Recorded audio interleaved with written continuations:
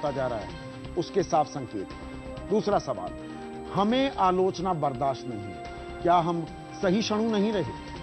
क्या भारत में विरोध की संस्कृति अब खतरे में पड़ गई है?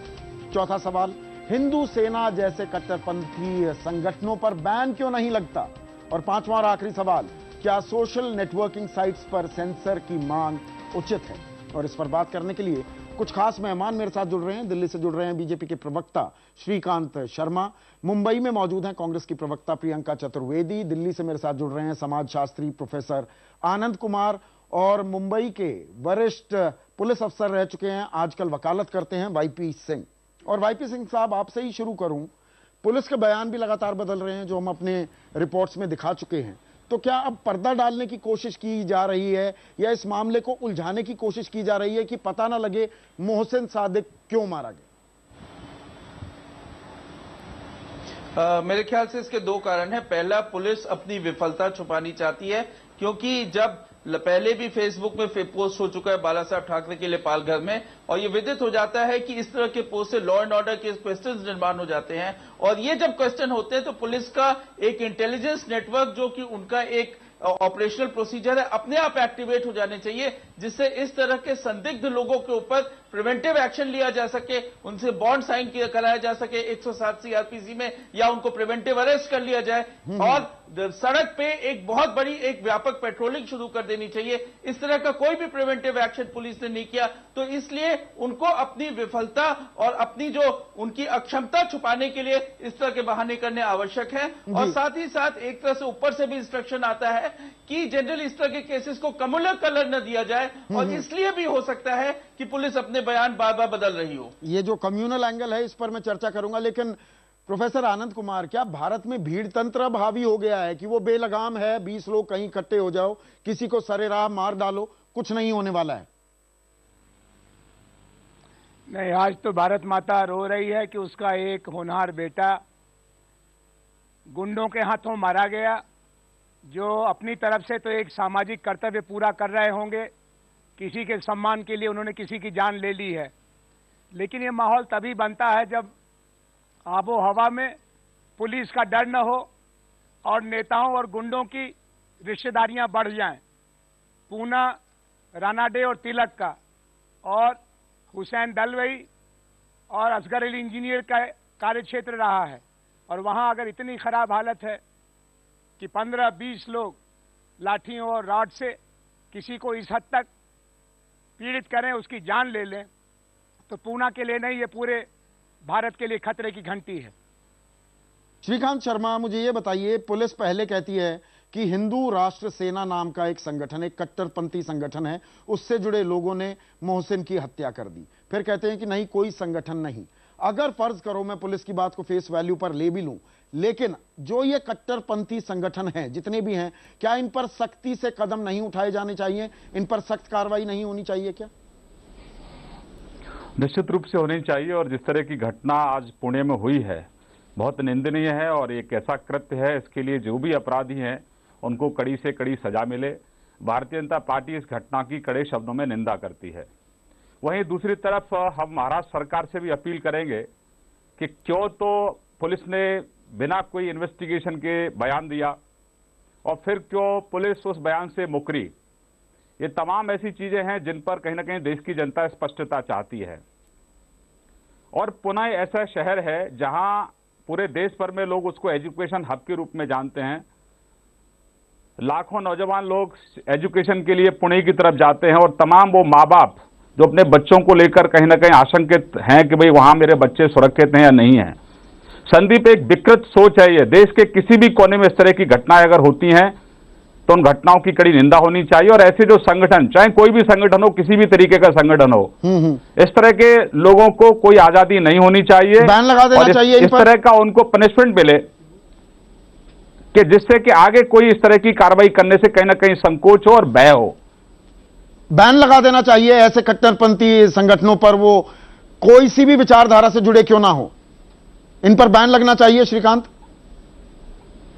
निश्चित रूप से कोई भी किसी भी संगठन का कोई मजहब को किसी भी मजहब में इस तरह की घटनाओं के लिए कहीं कोई स्थान नहीं है कि आप एक अकेले आदमी पर 8 और 12 4 40 लोग इकट्ठा करके कहीं पर भी किसी भी देश के कहीं भी कोने में, चाहे वो ITO की घटना हो, आपको याद होगा संदीप, दिल्ली में आपने देखा होगा कि PCR पर किस तरह से हमला किया, ITO पे किस तरीके से ट्रैफिक जाम करके लोगों ने हमला किया। मतलब ये जो सोच, जो आप भीड़ तंत्र की बात करते हैं, इस भीड़ तंत्र को निरंकुश करने के लिए जो जिस तरह से पॉलिटिकल शेल्टर मिलता रहा है अब तक, वो नहीं मिलना चाहिए। और इस तरह के जो अपराधी तत्व हैं, असामाजिक तत्व हैं, जो देश में और प्रदेश में और समाज में गड़ा पैदा करना चाहते हैं, उनके खिलाफ कड़ी कार्रवाई होनी चाहिए। क्या जानबूझकर सांप्रदायिक फिजा जो है, जो माहौल है, उसे बिगाड़ने की भी कोशिश देखती हैं क्या प्रियंका आप? जो कुछ पुणे में हुआ और इसके संकेत मिल रहे थे, कार्रवाई कुछ नहीं की गई कि स्थिति को काबू में किया जाए।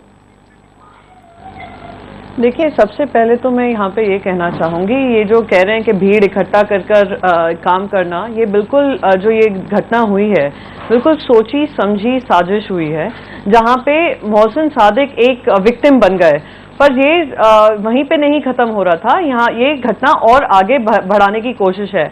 हमने इलेक्शन से पहले उत्तर प्रदेश में देखा कि किस तरीके से मुजफ्फरनगर रायट्स में सोशल मीडिया का मिसयूज किया गया था, और फिर इस बार हम महाराष्ट्र में देखने की कोशिश कर रहे हैं कि महाराष्ट्र में इलेक्शन अभी दूर नहीं है, वहां पे हम देख रहे हैं कि इस तरीके का माहौल बनाने की। अब आप मेरी बात सुनिए जी, ये मैं आप देखिए, मैं सबसे पहले आपको बताऊं कि एक ये सोच बहुत स्पष्ट है कि एक सोच दिखा रहा है कि अगर किसी तरह का इंटॉलरेंस हुआ, किसी चीज का फेसबुक पे आपने किसी ने पोस्ट कर दिया, आप जाकर वायलेंट बन जाएं, बहुत शायद श्रीकांत जी को ये सुनकर अच्छा नहीं लगेगा, पर मैं कहूंगी ये कुछ संगठन ऐसे हैं जो एकदम स्लीपर सेल्स की तरह काम करते हैं। नहीं, कौन से संगठन है? आप गंभीर आरोप लगा रही हैं प्रियंका, आप नाम लीजिए। नहीं, अगर हम देख रहे हैं, अच्छा मैं किसी का नाम नहीं लूंगी, 15 लोग हैं जो अक्यूज माने गए हैं इस मौत में, जिसमें से 7 एक संगठन के भागीदारी हैं। उस संगठन के आप बार बार उसका नाम ले रहे थे, मैं फिर से बता दूं, हिंदू राष्ट्र सेना का नाम लिया जा रहा है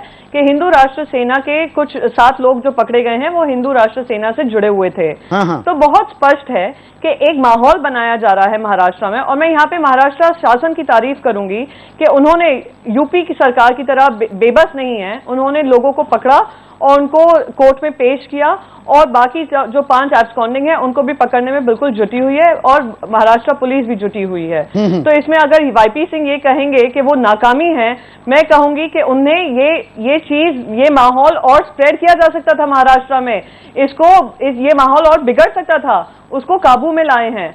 तो ये सारी चीजें हैं जो देखना जरूरी है कि आज ये संगठन क्यों इतने ज्यादा मिलिटेंट हो गए हैं और इतने इंटॉलरेंट हो गए हैं, और सोशल मीडिया का इस तरीके से मिसयूज हो रहा है। यहां पर श्रीकांत, आरोप आप पर लग रहे हैं, मेरा सीधा सवाल यह है, अभी पुलिस के बयान की हमने रिपोर्ट इसीलिए तफसील से दूसरी रिपोर्ट भी दिखाई, पुलिस अपना बयान बदल रही है कि हिंदू राष्ट्र सेना इन्वॉल्व है या नहीं।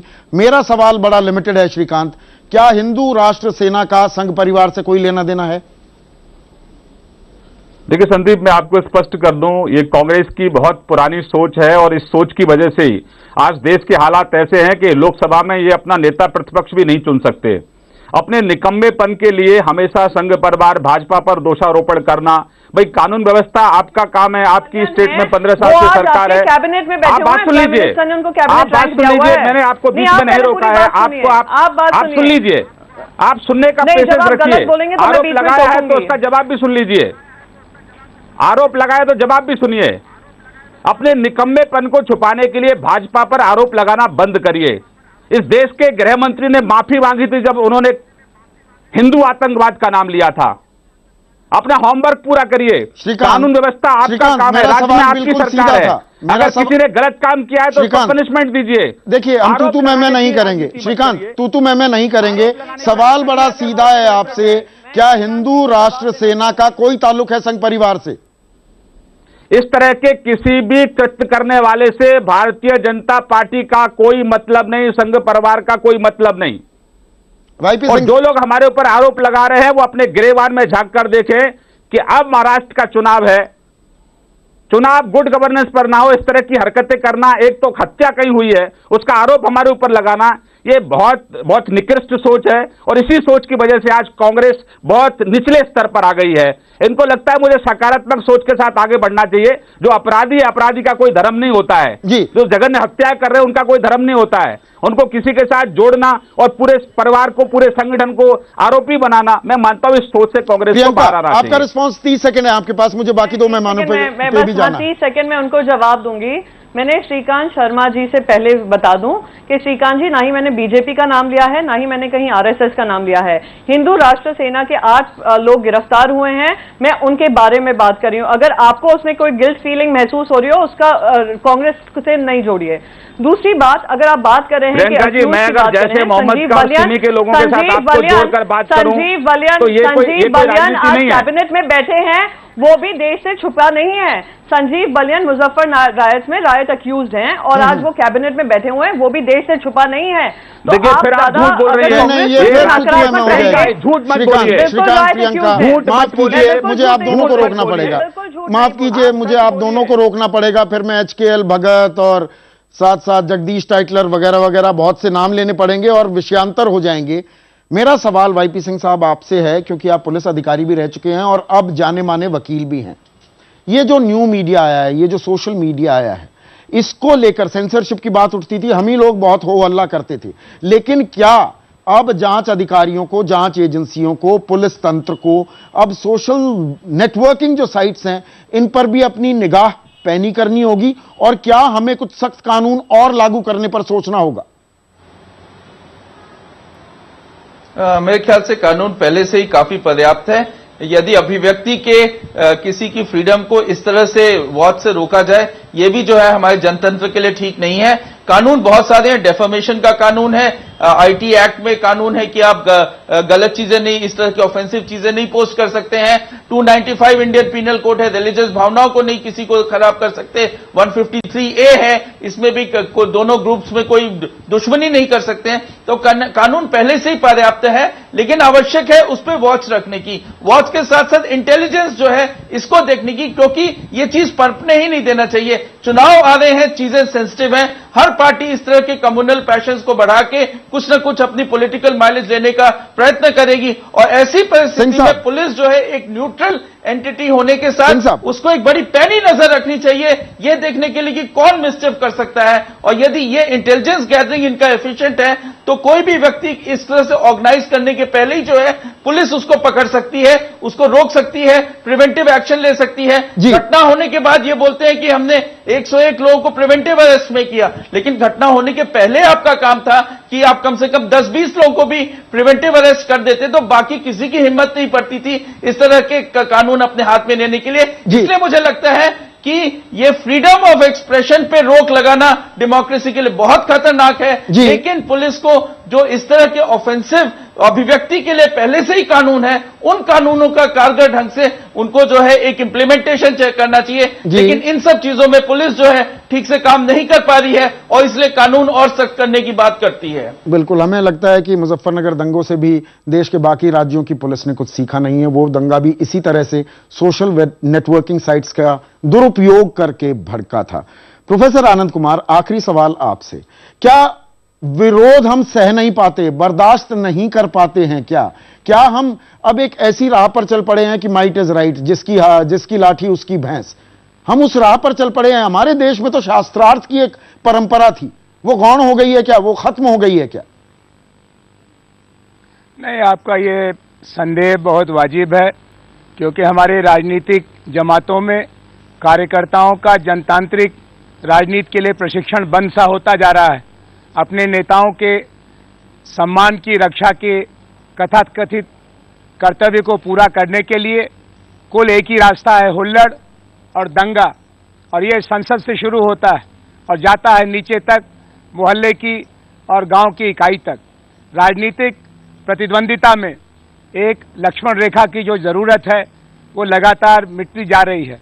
और इसीलिए जब हम देखते हैं कहीं कोई आलोचना का स्वर, खास तौर पर उनका जिनको अपनी दबंगई पर गुमान है और जो हिंसा को अपनी राजनीतिक एक संस्कृति का जरूरी हिस्सा मानते हैं, शठम शाठ्य समाचरित की बात बोलते हैं, उनके यहां से इस तरह की बातें होना बहुत स्वाभाविक और एक तरह से हमेशा एक जरूरी हिस्सा रहता है। ये आतंक और दबाव के जरिए अपने प्रतिपक्षी के संवाद की चुनौती को टालते हैं। और इस समय मैं देख रहा हूं कि कुछ ऐसी बातें हैं जैसे हिंदू राष्ट्र सेना और ऐसे ही कई नाम लेकर के हिंदू जोड़ दीजिए, सेना जोड़ दीजिए, मुस्लिम जोड़ दीजिए, सेना जोड़ दीजिए, और फिर आप पूरे समाज के ठेकेदार और दावेदार बन जाते हैं। बिल्कुल, इसकी निगरानी होनी चाहिए, इसकी निगरानी होनी चाहिए। ये समाज के लिए भी, हम सबके लिए एक वेकअप कॉल है। अगर हमें एक बेहतर भारत, एक मजबूत भारत बनाना है तो ऐसी जो ताकतें हैं जो जहर बोना चाहती हैं हमारे समाज में, उनको हमें हाशिए पर धकेलना होगा। ना सिर्फ धकेलना होगा बल्कि सख्त कार्रवाई भी इनके खिलाफ होनी चाहिए, प्रशासन की तरफ से, सरकार की तरफ से। प्रियंका आपका, श्रीकांत आपका, वाईपी सिंह जी और प्रोफेसर आनंद कुमार, बहुत बहुत शुक्रिया। एक छोटा सा ब्रेक लेंगे, ब्रेक के बाद दिखाएंगे यूपी की कानून व्यवस्था पर चल रही सियासत का हाल।